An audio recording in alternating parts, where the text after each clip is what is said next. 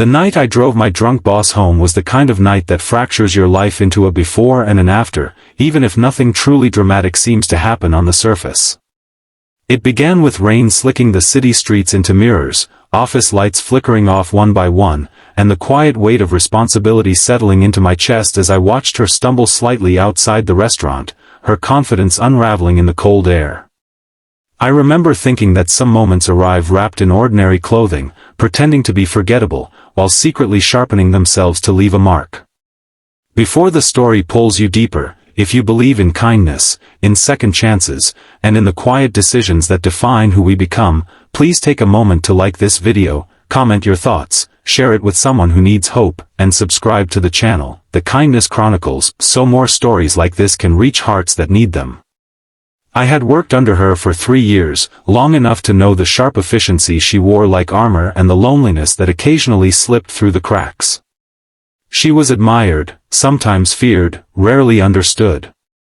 That night was a company celebration after a brutal quarter, the kind where laughter feels forced at first and then slowly turns reckless as glasses empty and refill.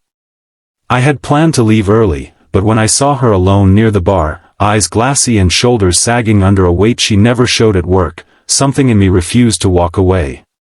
It felt wrong to let the strongest person I knew dissolve into the night without a safety net.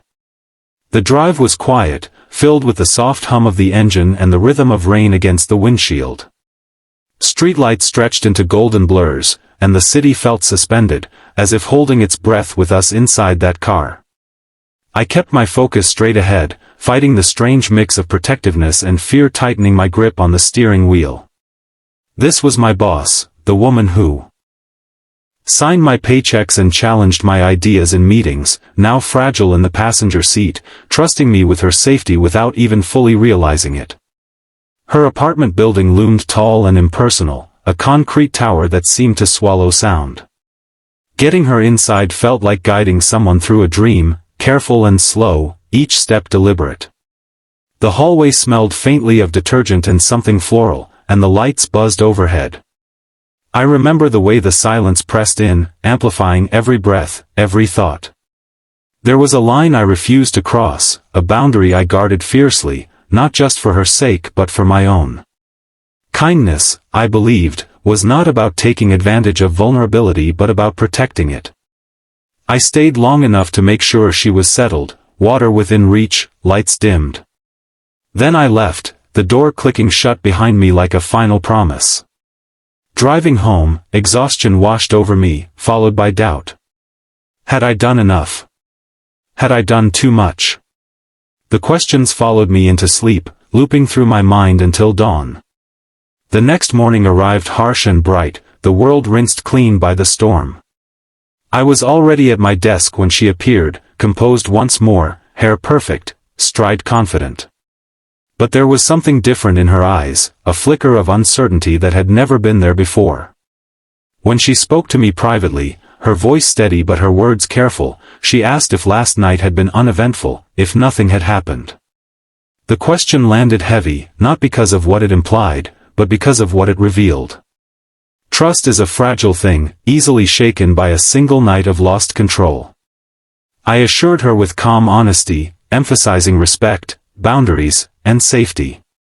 There was relief in her posture, subtle but unmistakable, like someone setting down a burden they had been bracing themselves to carry.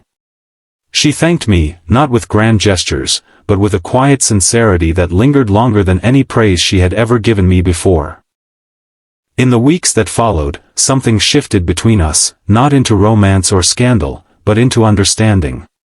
She began to open up in small ways, sharing pressures, acknowledging fears. I found myself working harder, not out of obligation, but out of mutual respect. The office felt warmer, conversations more human. Kindness, it turned out, had a ripple effect neither of us anticipated. The real challenge was internal. I wrestled with my own expectations, with the temptation to read more into the change than was there.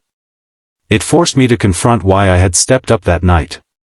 Was it admiration, loyalty, compassion, or simply the person I wanted to be when faced with someone else's vulnerability?